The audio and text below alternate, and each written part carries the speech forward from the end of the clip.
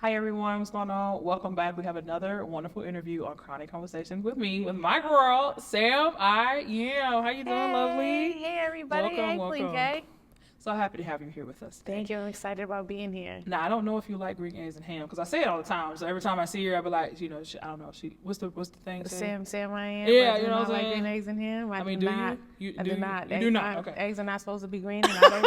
and I don't eat pork. So. I was just making sure I didn't know. So it is true. Okay, that's the thing. True. Shout out to Dr. Seuss. You know what he's talking about. I love that. So she is a streamer on the Tag platform, and I know you have Instagram, Yes. And of course Tag. Do you have any social medias that you're on? I do. I have a Snapchat that I never check, and I have Facebook that I rarely check. I check that more than I check Snapchat. But Instagram, if you're really trying to find me, that's where you go. Okay. And so I have, you can find me, I believe it's Samm with two M's like this, SAMM Yep. _I_Yamm _streamer. Okay, I love that. I love that. Are you on TikTok? Are you on TikTok? I am on TikTok and I got a couple of little pictures on there, but I'm gonna get into it.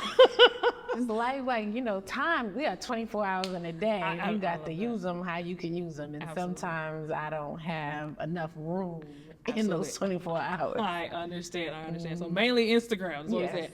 Instagram is the place to check out my girl Samm Yes. I Yamm with two of them M's on the end of both of them things. Okay, period. Okay. So, okay, let's dig into these shows. So she does have Tip the Scales Yes. Tuesdays at 8 p.m. Eastern Standard Yes. Time. So let's talk a little bit about that. So Tip the Scales, I feel like we should know what that means, but just Yes. in case they don't, talk us through what is the theme and Okay. purpose of your show. So with Tip the Scales, I am in fact a real life criminal defense attorney. I represent people. I go to court. I do all of that. I have trials, motions. I help people. I help protect people's rights. And Tip the Scales, what I do is, first off, on Tag, I do not give any legal advice. That's always my disclaimer. Don't ask me about your cousin Pookie and Ray Ray's little case. I'm not going to help them because I don't represent them. Especially, too, I have to be mindful about jurisdiction, all these other kind of things. But anywho, Shout out to Pookie. Tip the Scales itself is a show where I take some of the most famous, salacious cases, like the ones that people know about, and I go through the background of the people, go through the incident itself. Then I get to trial. I break down the trial. Like, I'll tell you the judge, who the prosecutors are, who the defense attorneys were, what the defenses were, what was the theme, and what people were trying to argue. I talk about legal issues that have taken place, but I talk about them in a very lay way, like a lay term, so that, because people go to court, it's like you're hearing Japanese sometimes. You don't really know what people are talking about. People are speaking over your head. They're using Latin terms. People don't speak Latin. And so I talk about it in a very real way so that people understand. And also, too, it gives people an opportunity to ask the questions that they've always wondered, right? Like, I did the OJ case before. I broke that down. Everybody always wants to talk about OJ when I tell them I'm a lawyer, right? And so did he do it? I mean, whether he did or whether he didn't doesn't matter. Why did he get found not guilty? I mean, it does matter, obviously, Right. Because two people did lose their lives. But as it relates to the case itself, how did we get here? What happened? And so I broke that down. And so, that's kind of what the show is about. Absolutely. And fun fact, I did watch that episode Yeah. where you broke that down, girl. The way you said it, you had broke it down so good that we got to the end where you were just like, so you think he did it or not? And I was like, girl, I don't know. Like, at first I wanted to hear saying like, yeah, he did. And after you broke it down, I was like, you know what? Maybe they might have missed a couple And things. that is the so you reason did good. and when you You said ate that. you don't know, then that means you did good. that's why he was found not guilty, broke it because down, that is reasonable girl. doubt. That is reasonable You doubt. broke that down. You did that. Yeah. Okay. So that was dope. That was wonderful. Awesome. So, like you said, you are an actual lawyer that you do Yes. things of that nature. So the journey for that, what exactly do you have to go through in case people don't know to be able to say that you are a lawyer? Right. What was that journey being like? a lawyer is becoming a lawyer. The road to becoming a lawyer, I should probably write a book about it. Ooh. Because it is a journey. You finish high school. Some people don't necessarily graduate high school, but they get their GED. A lot of people don't know that. You can get your GED and go to college. You have to get an undergraduate degree because the undergrad degree is a requirement to get into law school, not a high school diploma. Some law schools may require that, but for the most part, you can get in with your undergrad, so your bachelor's and whatever, right? and then you go to law school. Law school at minimum is 3 years. That's the typical average amount of time, just like the average amount of time for undergrad is 4 years, so it's 3 years. And then once you complete all that, then you have to take and pass the bar exam in the jurisdiction that you want to practice law. So once you get that, you get sworn in, because you can still pass. If you didn't get sworn in, you still can't practice. Yep. So you get sworn in, and then voila, attorney. Just a few steps, yeah. Yeah, just a few, and it can be a challenge. And for my journey itself, it was long. You know, I knew from the time I was 18 that I wanted to be a lawyer, and I'm not a good standardized test taker. Me too. So me too. I get that. Yeah, so I mean, I had troubles with some of the tests and things like that. But when I got to law school, I did all right. You know, I was elected to be the valedictorian of my graduating law school class. I surprised my family, and I gave a whole little speech that I got up there on YouTube about being an eagle. Okay. Right, and so like when in law school, my stepmother sent me something once that talked about an eagle, and I don't know if it's true, but eagles can live to be, I think it was 70 years old, and at the age of 35, after 35 years of living, they fly up on a mountaintop, they perch up there, they bang their beaks off, they pluck off their feathers, and they pick off their talons, and then they regrow all of those things, because over that 35-year period, they're getting dull, and it makes it more difficult to hunt. So when they go through that process, when they rejuvenate, essentially, they fly off and they can go on about their lives for another 35 years. And I compared law school to being up on that perch, because you essentially become a whole new person while you're there. I love that. So that's what that journey is like. There's a lot that goes on. You learn a lot about yourself. You relearn how to read. You relearn a lot of things. So I love the way you broke that down. What a great analogy, the way you explained that. That's wonderful. But like she said, though, don't be hitting her up about Pookie Dam and little Ray Ray cases. Okay, we got time for that. Yeah. But that was great. I love the way you explained it. That was good. That was good. All right, so some other shows that she does. She said, Let's Slang with Me. I believe that's Sundays. Sundays, 11 a.m. Eastern. You're a co-host. So who are the other hosts that you have? There are a lot of other co-hosts. I know there's several. That's why I was making sure. So the host is Coco Melon, Top Badge Coco Melon. Jamarcus Fox is on there, Heavenly Sin, Teddy the Ambassador, myself, Dior, and Pretty Cakes. Okay. If I'm missing someone, please blame it on my head and not my heart, but I don't think I am. I don't think I am. I think that's it. You got everybody. And then we have additional co-hosts just come and visit once a week. Like there's a different co-host. Wonderful. So are there any other shows that you have been working on, or things that you also do that I don't know about? Yes. So I have a show called Cases and Cuisine in the car, because I'm from Boston, so it's car, like car, right? And so what I do is I'll eat brunch and we'll do true crime. Like, so I'll bring up 2 or 3 true crime stories and we'll just talk about it. I don't do a whole big breakdown of the law. It's not as technical as Tip the Scales, but we just kind of talk about it. I am considering merging that with Tip the Scales, so I'll probably do the Cases and Cuisine in the car once a month. And the reason for that is because I have another show that's going to be piloted next week with myself, Top Badge Lord, Just Me, and Respectfully Solid. And that's called There's Truth in a Lie. That's going to be Saturdays at 3 p.m. And that show, because both of them have been incarcerated in the system, in the prison system. And again, I'm a criminal defense attorney. So we're gonna kind of talk about some of the issues that, number one, land people in prison, and some of the issues that people encounter when they're in prison. Not just the people that are in there, like the defendants, I don't want to call them inmates, but the defendants, but also their families, right? Because a lot of times people forget about the fact that when somebody goes to jail and prison, their families are essentially incarcerated with them, even though they're not behind the bars. Wonderful. That's a very, very impactful show. I'm pretty sure, and hoping, and I'm sure everyone will learn some great things about that. Maybe things that can, pass on to other people. Maybe that's going through things like that similarly. So I'm very excited for that pilot. It's going to be a very informative show. So shout out to all those wonderful people you mentioned. A lot of things you got going on, girl. I love this for you. Love it, honey. This is a content creator. We love that for her. All right, so we're going to mosey on here with this next question. So what challenges have crowned you with strength as a content creator? What challenges have you came up with? I know you have, because we all have. Right, we definitely have. I think the biggest challenge that I encountered that I think I've gotten much better with, but I still kind of grapple with it sometimes, is recognizing, I'm not going to say trolls, just having the right temperament all the time. Because we're human, right? We're human beings, and people will try you. Like, they will. And I know that if I have to have the right temperament in my professional job, this is also a profession. And so I have to have the right temperament here too, right? Because we're content creators. People look to us for not just entertainment, but also for information, right? And it's hard to receive information from somebody that's always yelling and screaming and hollering in the camera because somebody tried them, right? But people will try you, and so you do have to learn how to balance out the scales, right? And Absolutely. You do have to figure out how to appropriately manage how you feel as a human being, because people do think, look at the internet like we're fake. Like, this is a fake world, and it's not. It's a real world.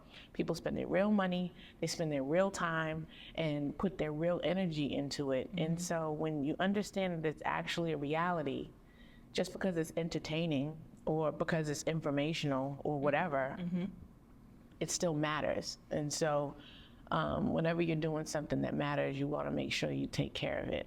And you don't want to blow it by blowing up. Absolutely, and absolutely. I've done that. So I'm just being honest, being completely transparent, because I'm a human being. I'm not just some robot. AI on the internet. Absolutely. I love those answers. Yeah. All right. So when did you first realize your voice had influence in the live space? When did you first say, you know what, people want to hear what I have to say?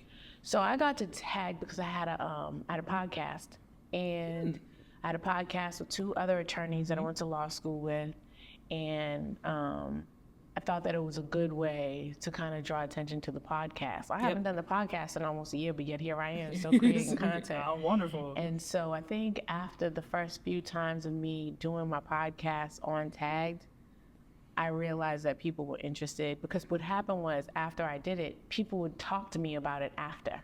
You know, a lot of times people, when you put out content, if people are like, oh, that was good, and then you don't hear anything else about it, but then like a week later, if somebody's bringing it back up, that's when you know it has some sort of impact. And I think after I did a couple of podcasts on Tag, that's when I realized that people actually wanted to hear what I had to say. That's beautiful. Shout out to you. I remember that, because I remember I used to tap in on Instagram to watch you, because you'd be like, oh, I got my thing. And I'd be like, girl, remind me. I'm going to tap in. I remember that. I do remember that. That's wonderful. That's wonderful. So thinking about, as you said, content creator, you know, people listening to your influence, what you have to say now, like your community behind Samm I Yamm, all right? So what has been your most memorable moment with your community so far? My most memorable? Yeah, but somewhere, even if you have 3, just pick one of the 3. We'll do that. Oh my goodness, I'm thinking about moments I probably shouldn't bring up, because it was funny. But transparency, it's okay. No problem. Like, I mean, the app is a wild place. It is. I done see some crazy stuff. Oh my goodness. Okay. Most memorable. Most memorable moments. So it could have been, I don't know, a milestone, something that you reached for yourself or something. You had a goal that you set on the app, and you were like, oh, I hit a goal, thanks to your community. It could be something like that too. I think launching to the scales was definitely memorable, because I was very unsure about it. I was unsure about it because Tagged is a place that people come to relax and like kind of let their hair down and kind of want to escape from what's going on in the reality of their life. And Tip the Scales is a very serious show. Like, I try to make it funny, because, you gotta have personality. You can't be up there being the dry tear. I gotta talk about law. Don't nobody want to see that. They go, so just go and talk about nothing. You gotta spice it up a little bit. And so I think when I launched it, I was very curious to see what the response was. And when people started coming back saying, I love the show, and people will tell you that, and then you don't see them again. Right. But then when they came back, and I was like, oh, okay, you meant what you said. So I think that was definitely one of the most memorable. Let me see. I remember one time I had a stream, and it was just a regular stream. It wasn't any particular content dedicated. Like, I wasn't putting on a production, right? Because anytime you get online, there's content. Yes. But I was just vibing out in my stream, listening to music, and then it turned into a karaoke. Now, for the record, I cannot sing to save my life. If our lives depend on my singing, have your will ready. Have your will ready. We are in trouble. Because we're going to die. Just make sure your family knows whether you want to be buried or cremated. You know what I'm saying? Do you want the ashes to go to your nana or to your mom? Or maybe your dad or your cousin. Noted. You know what I'm saying? Yes. Just have that. If you got some money, who you wanted to go to, you wanted to go Lil Ray Ray. You know, Lil Man, you know, Lil Man is crazy. Yeah, you gotta know where your ass is going. You know, if you have them, you know what you gonna do about that car of yours. You know what I'm saying? So don't bang on my singing. However, we had a blast that day on my stream. I have a microphone. Yes, I do not sing, but I had a microphone because I'm gonna sing because life is short and you have to enjoy it. So it turned into karaoke and it was a vibe. We had a good old time. It wasn't even meant to be. Just, I love how the stream just kind of turns into what it's going to turn into. Yes. You know what I mean? And so that was probably my second one. And let's see if I can come up with a third. So my third was a goal that I had for. So I am a firm believer in supporting others, right? Mm-hmm. Because you don't get anywhere in this world without support. Nobody gets anywhere by themselves, even when it feels like it, right? So I'm in a family with, I'm a star. I'm a member of the Star Gang with Top Badge. Shout out to the Star Gang. Yeah, Top Badge was just me. And another memorable moment was when he found out he was getting his Top Badge. Because I had been there with him since he had about 4 million diamonds. He's at 400 and something million now. And at some point he said he wanted to be a Top Badge, and myself along with the other stars. Because shout out to the stars. I couldn't do it by myself. There's no way. Absolutely. Right, but what we did was we stood together. That's what Star Gang stands for, standing together, always ready, greatly appreciated, no one guaranteed. And what we did was we came together because we are better together and helped to support him to get his Top Badge. And the day he told us he was getting his badge was a very memorable moment. Wonderful. Yeah. That's beautiful. Y'all are such a wonderful. It's always great to be around you guys because you guys are so supportive of one another and everything that he has going on and what you guys each other have. Yeah, because that's the other thing. Like a lot of times people think that it's just about supporting him, but it's not. It's standing together. Like we support each other in every way, every day, all the time. You know, so when that one person has a show, we all show up. They were all about to come down here, but you know that's a long walk. So the fact that they didn't, I promise I'm okay. Okay, so they up there. Okay, gotcha. Like they were gonna, and I was like, I didn't tell them not to, but when they didn't, I was like, it's all right. Okay. That's a long walk. I don't expect it. I know y'all there in spirit. Right, absolutely, absolutely. Well, I hate to wrap this thing up because it's been such a wonderful time with you and this wonderful conversation and things. But I got one last question for you, if I can. What advice? I love advice. What advice would you give someone trying to find their purpose, whether as a content creator or just in life, trying to just find themselves? What advice would you have for them? If you don't have a higher power, consider finding it. And the reason is because life is hard all by itself. It don't need no help. It don't need no assistance. It doesn't need a buddy pass. It don't need none of that. It's hard all by itself. And for me, this is what worked for me. And it doesn't work for everybody, but for me, when life be lifing, I make sure I lean on my higher power. So when you're looking for purpose, God revealed it to me as to what it was that he wanted me to do. And when it gets hard, you have to continue to push through. So you just have to keep pushing through, just keep swimming, like Dory said on Finding Nemo. Do things one thing at a time. When they get overwhelming, take one step at a time, put one foot in front of the other. It is a marathon and it is not a race. You will get there.